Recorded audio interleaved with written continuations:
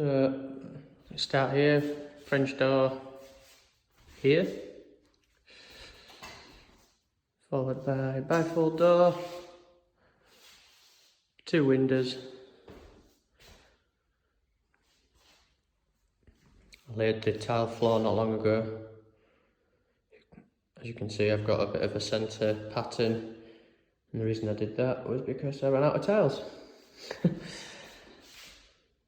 I decided to do the layout a little bit different, and I ended up needing more than 1 full tile to do both sides. I had to use 2 tiles, so I ended up using about 12 more tiles than I needed.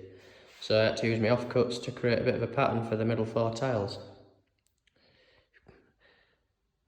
Progress on the bar in the corner. As you can see on the floor there, that's a bit of yew wood that's going to be used for the bar top. Some birch plywood offcuts. So I recently fitted this projector lift in, which works pretty well.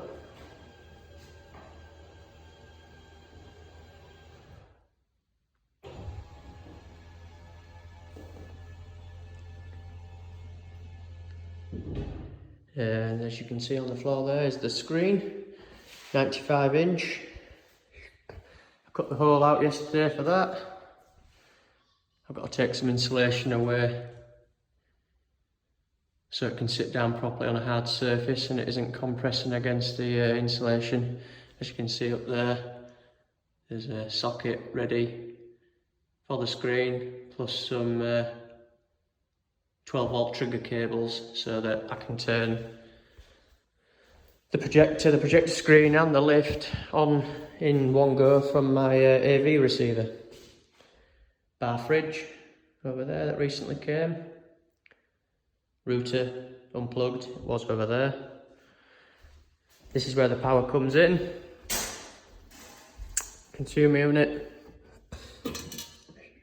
So I've got underfloor heating, which I haven't turned on yet and labelled. Main lights, outdoor lights, smoke detector, sockets, and this is the lights for the RGB lighting, which works via this wall controller here. And these 2 wires that you can see there and up there will be within picture rail that goes all the way around the building, and the LED tape will sit within the picture rail and create that lowered cornice look where the uplighting of the LED reflects off the ceiling and creates nice colours. Recently fitted with the ceiling speakers, as well as the left, centre, right surround, left rear, right rear, and there will be a subwoofer going plugged into there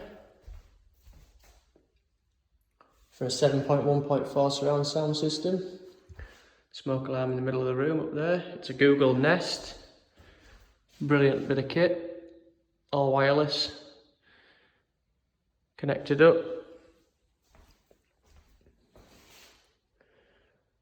And this is the entry point for all the speakers.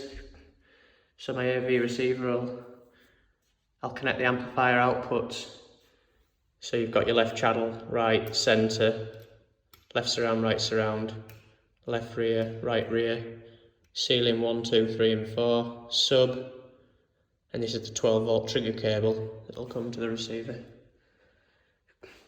As you can see, there's some touch-up paintwork to be done from where I've been driving at the sockets to get them to go in. As you can see, that's quite a lot of cables that have to go into one box behind there. I've got the internet coming in, that'll go to my router, and then from the router I can distribute to each of these Cat6 connections which go around the room. So I've got one for the TV, yeah, there will be a TV on the wall as well when the screen isn't in use. and then the other one goes to over there.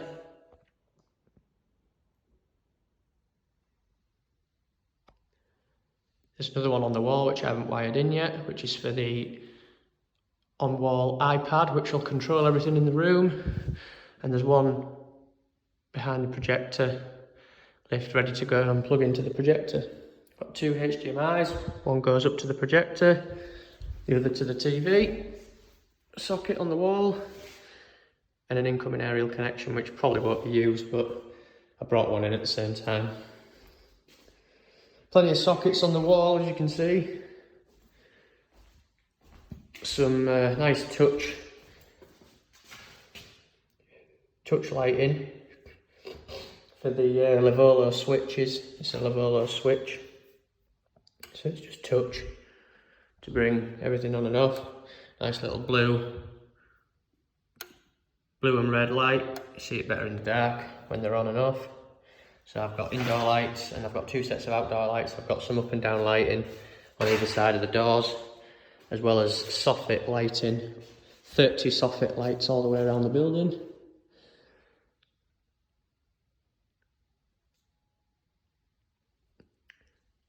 So yeah, that's pretty much up to now. 2 radiators on the wall, electric radiators, just additional heating in case the underfloor heating doesn't quite cover the whole room. It is a 150 watt kit. I've got 21 square meters of it installed.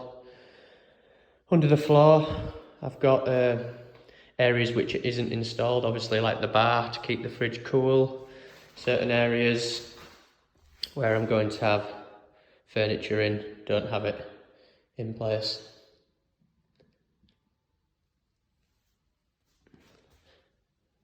More plywood ready to finish the bar, still some bits to do.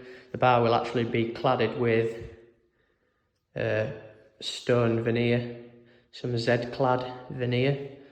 It's quite a good system, is the Z-clad. Each panel's different, but it comes in a Z format, so you can interlock them together and do corners, and it's pretty good. Still need to purchase that. So yeah, more touch-ups to do. I had a bit of problems with this touch light. I still need to figure it out. This one here doesn't really work unless you really cover it, and then it does.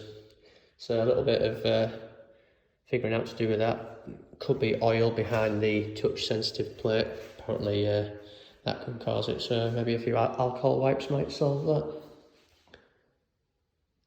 There's the control. I think this is probably one of the last things to show. It's the control for the underfloor heating. That'll be controlling the heating for this room.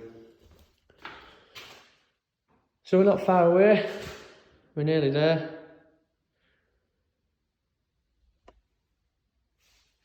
These are switched spurs off the sockets. I've got 2 around the bifold door and 1 around each window, and they're actually going to be for the electric blinds that I eventually install, mainly for the home theatre to work properly. And the last switch here is actually going to control the electric awning, which will go up here on the building. As you can see, there's the socket that eventually it'll plug into, and that will fasten to there on the script on the side of the building. I wired it in now, even though I don't plan on buying the awning anytime soon, but it's there for when I do get it. So yeah, last few bits to do: screen to install, LED around the room, bar to finish, a good clean up and touch up paintwork, and fit some furniture in the building, and we'll be about there. Skirting boards to fit. They're in there. That package there. That's what the screen came in. Pure Theatre, the projector lift and screen. Quite expensive, but you'll see why when you get the bit of gear, because it is engineered precisely. It looks to me as if they're the bearings they use for the up and down the lift look like IGUS linear bearings. self-lubricating, real smooth, comes up and down in about less than 8 seconds for both screen and lift. And the projector I plan on putting in there is an Epson TW 9400, or for you Americans, the 6050 UB. Brilliant, most popular projector probably by Epson. Quite expensive, but I managed to get a good deal on that. I think the home cinemas cost me around £10,000 the whole thing, but in the long term, it's going to be good. Can't wait to get it going. Try these speakers. These speakers are Monitor Audio CS130s.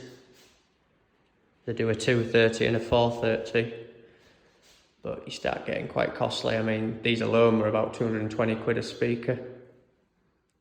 And I've got 7 of them, plus 4 ceiling speakers, which are about the same price each as well, so you can start racking up the cost.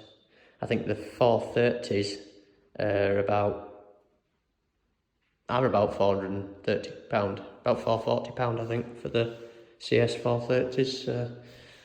You can imagine if you've got 7 of them, yeah, you're racking up the cost. So yeah, thanks for watching.